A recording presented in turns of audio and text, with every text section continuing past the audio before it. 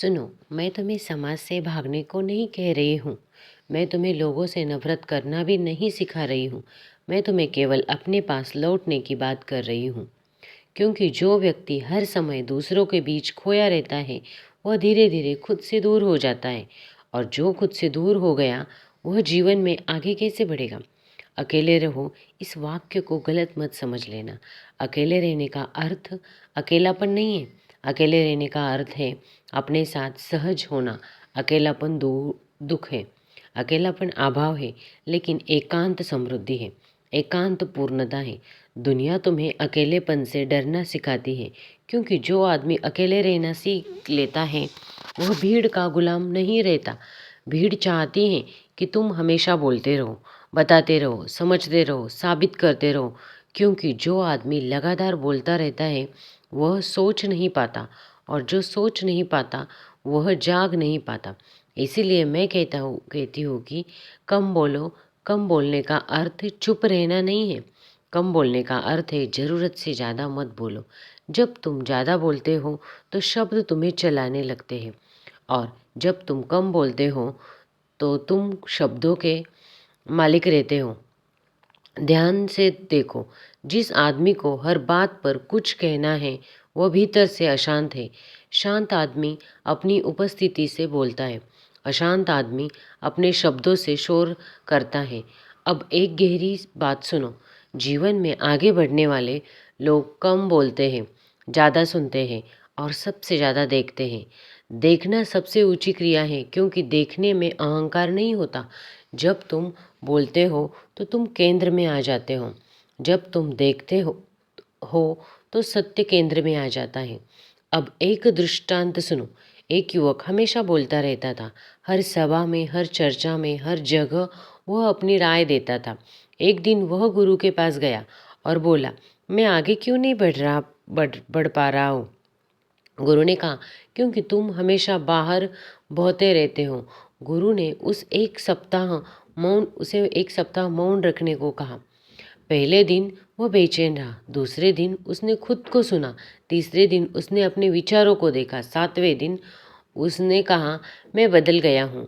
गुरु मुस्कुराया और बोला, नहीं, तुम मिले हो। अकेले रहो ताकि तुम अपने भीतर उतर सको।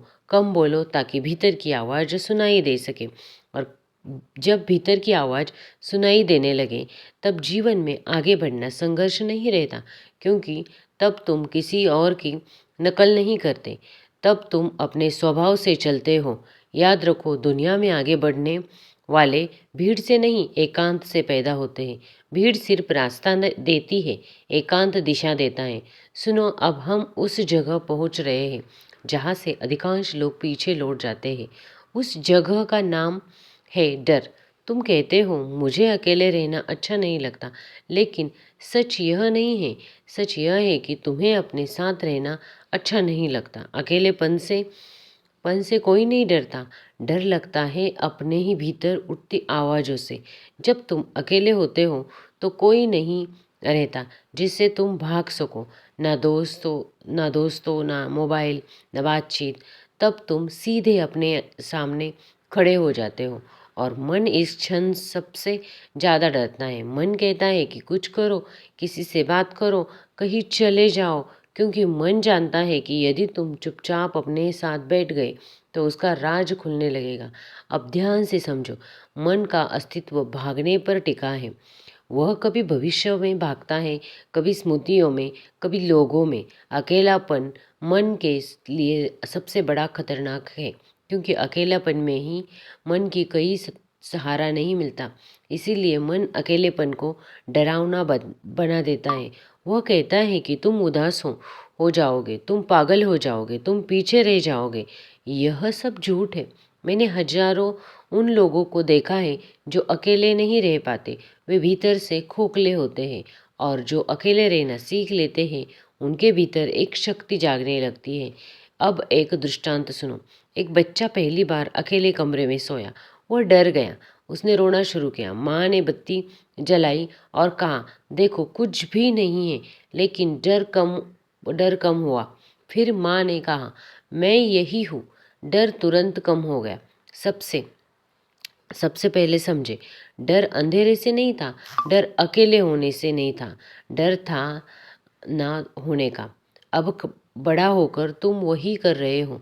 तुम चाहते हो कोई हो, कुछ हो, कोई आवाज़ हो, लेकिन जब तुम खुद अपने लिए साथ नहीं बनते तब तब तक डर बना रहेगा। अकेले रहना सीखा नहीं जाता, अकेले रहना स्वीकार किया जाता है। पहले पहले असहजता होगी, मन बेचैन होगा, शरीर हिलेगा, लेकिन यदि तुम भाग्य नहीं तो एक दिन एक चमत्कार घटेगा, अकेलापन बदल जाएगा एकांत में। और एकांत सबसे बड़ा शिक्षक है। एकांत में तुम देखोगे तुम्हारे विचार तुम नहीं हो।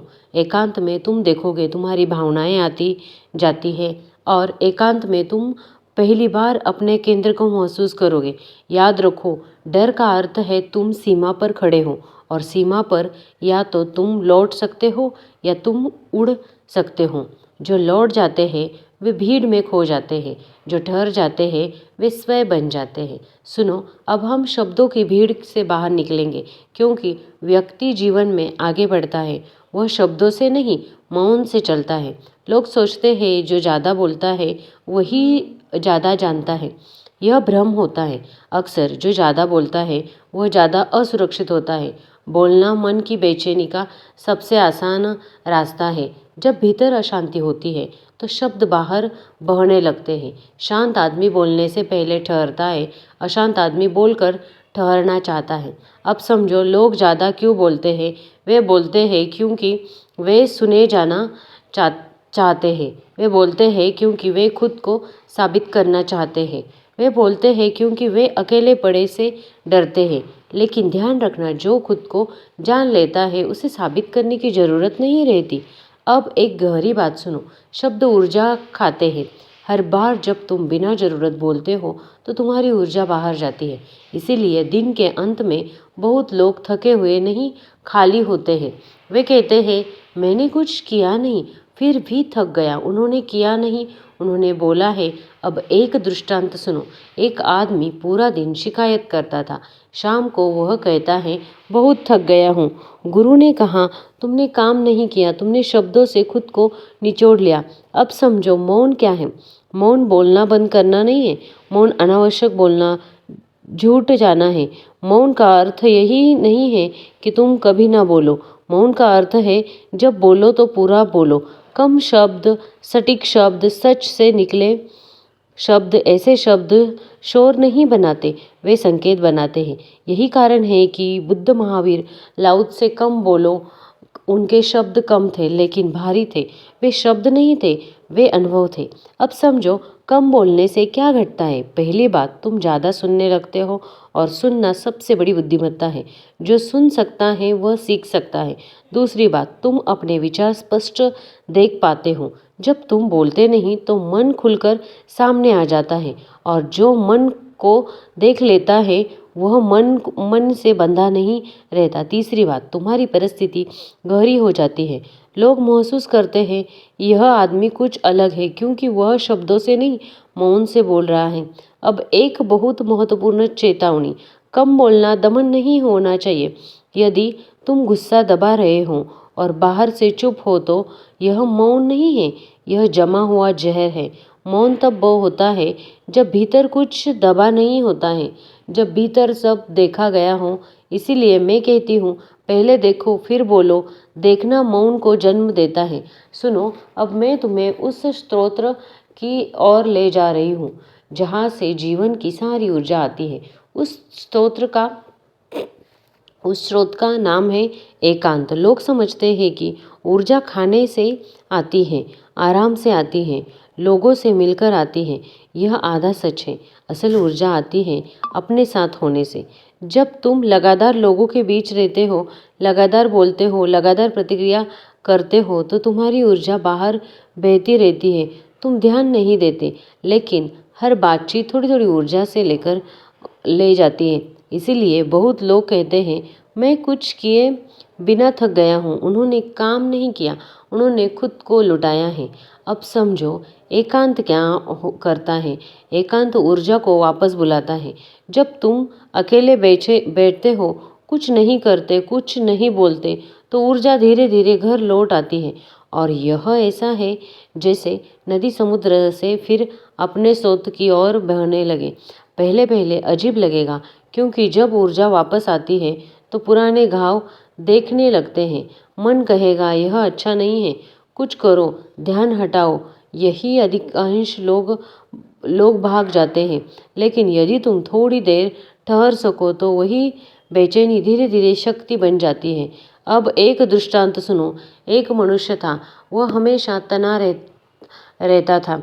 एक दिन धनुर्धर ने उसे ढीला कर दिया। धनुष बोला, अब मैं कमजोर हो जाऊंगा। कुछ समय बाद जब फिर खींचा गया तो तीर पहले से भी दूर गया। एकांत धनुष को ढीला करने जैसा है।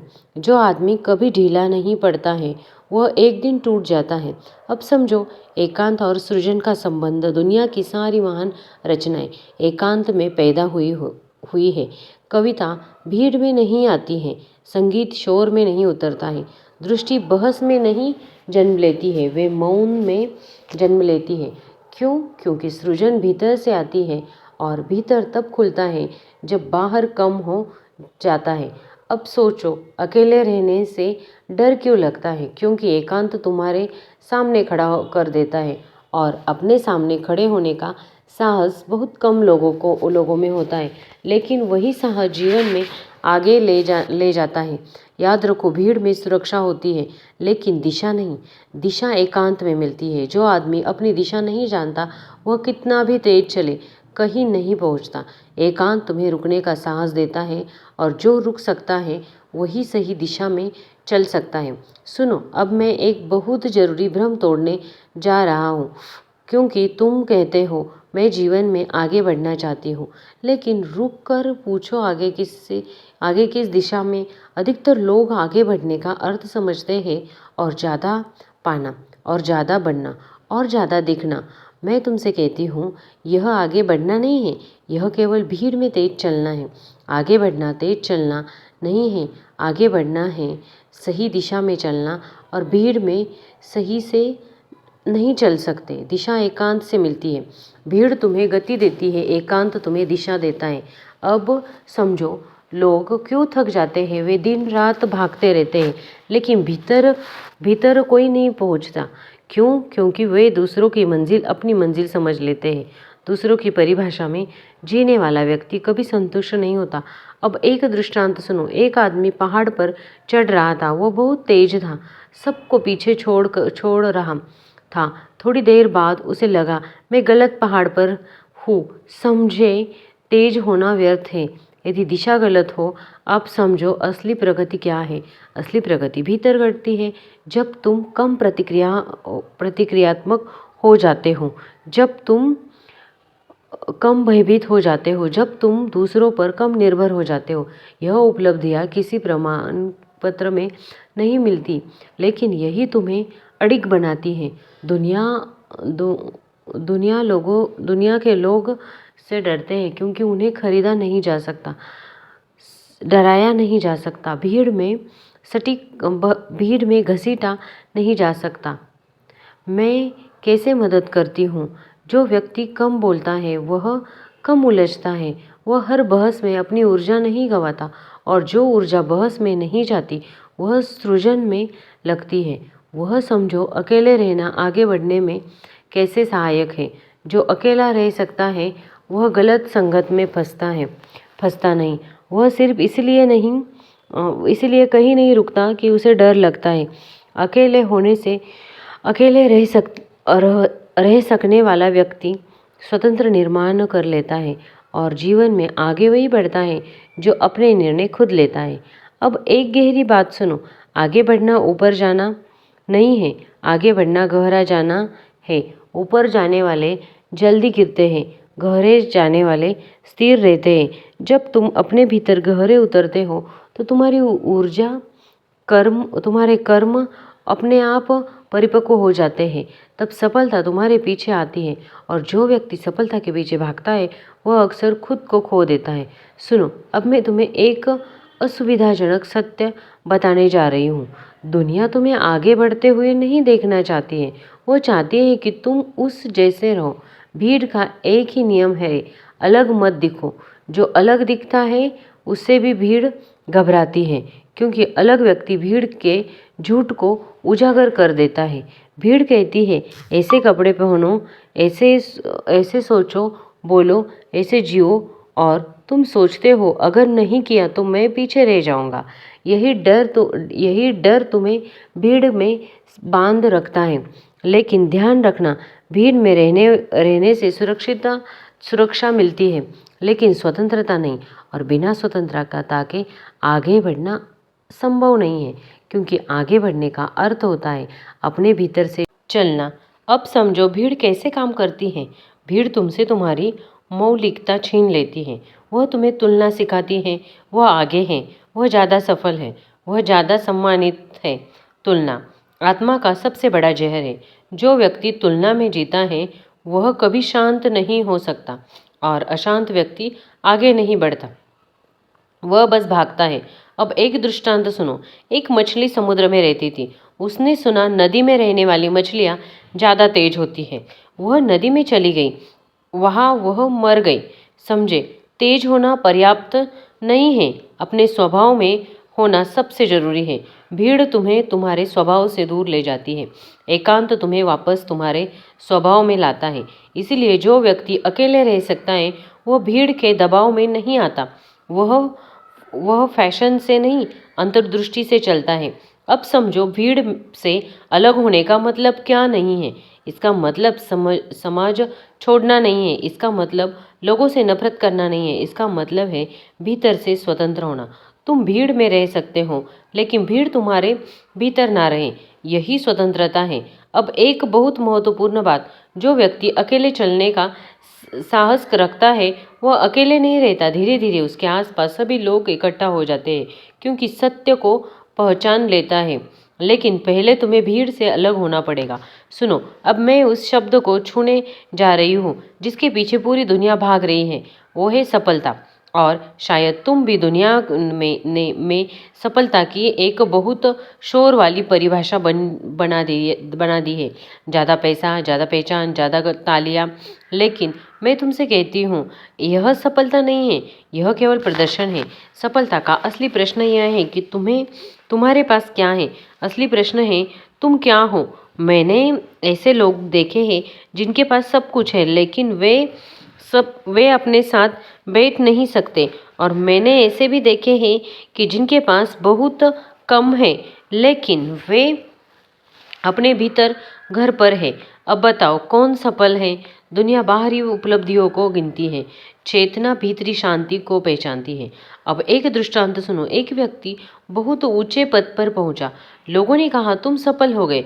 रात को वह अकेले बैठा और रो पड़ा। उसने कहा मैं सब कुछ बन गया सिवाय अपने ही त्रासदी है।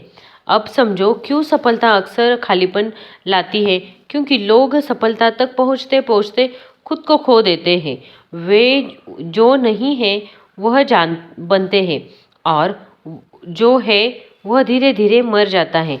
कम बोलो ताकि तुम दूसरों की अपेक्षाओं में खो जाओ। अकेले रहो ताकि तुम खुद को सुन सको, और तभी तुम जान पाओगे तुम्हारी सफलता किस दिशा में है। अब एक गहरी बात सुनो। सच्ची सफलता भीतर फैलती है, बाहर नहीं। यदि भीतर शांति बढ़ रही है, स्वतंत्रता बढ़ रही है, सजगता बढ़ रही है, तो समझ लेना तुम आगे बढ़ रहे हो। और भले ही दुनिया तुम्हें सफल ना माने, और यदि बाहर सब मिल रहा है लेकिन भीतर बेचैनी बढ़ रही है, तो समझ लेना तुम पीछे जा रहे हो, भले ही दुनिया तुम्हें सफल क्यों ना कहे। समझो, कम बोलना यहाँ क्यों जरूरी है। जो ज़्यादा बोलता है वह अक्सर अपने घाव छिपा रहा होता है। जो शांत है वह दिखाने में रुचि नहीं रखता। इसलिए शांत लोग अक्सर दुनिया की परिभाषा में सफल नहीं दिखते, लेकिन वह जीवन की परिभाषा में जीते हुए होते हैं। सुनो, अब मैं उस झूठ को तोड़ने जा रही हूँ जिसे दुनिया ने सद्गुण बना दिया है। व्यस्तता। लोग कहते हैं मैं बहुत बिजी हूँ, लेकिन बस ऐसा बार बार कहने से ही वो वैसा बन जाता है। लेकिन अगर किसी के लिए टाइम निकालना हो तो कोई भी टाइम निकाल सकता है। तो उसी जगह में साहस उठता है, उसी जगह में आगे बढ़ने की दिशा साफ होती है। अब तीसरा सूत्र, आगे बढ़ो। लेकिन अब तुम जानते हो, आगे बढ़ना तेज होना नहीं है, अब आगे बढ़ना सच होना है। सच अपने साथ, सच अपने स्वभाव के साथ, सच अपने मौन के साथ। और जो व्यक्ति भीड़ के साथ तेज चल रहा है वो आगे नहीं बढ़ रहा, वह केवल खुद से दूर जा रहा है। और जो व्यक्ति धीरे चुपचाप अपने भीतर से चल रहा है वही वास्तव में आगे बढ़ रहा है। अब एक अंतिम दृष्टांत सुनो। एक यात्री दो रास्तों के बीच खड़ा था। एक रास्ता भीड़ से भरा था और शोर था, तालियां थीं। दूसरा रास्ता खामोश था, खाली था, अकेलापन था। उसने पहले रास्ते पर कदम रखा, तालियां मिली, लेकिन मन बेचैन रहा। फिर वह लौटा और दूसरे रास्ते पर चला। कोई ताली नहीं, कोई देखने वाला नहीं, लेकिन हर कदम पर वह हल्का होता गया। अंत में वह मुस्कुराया।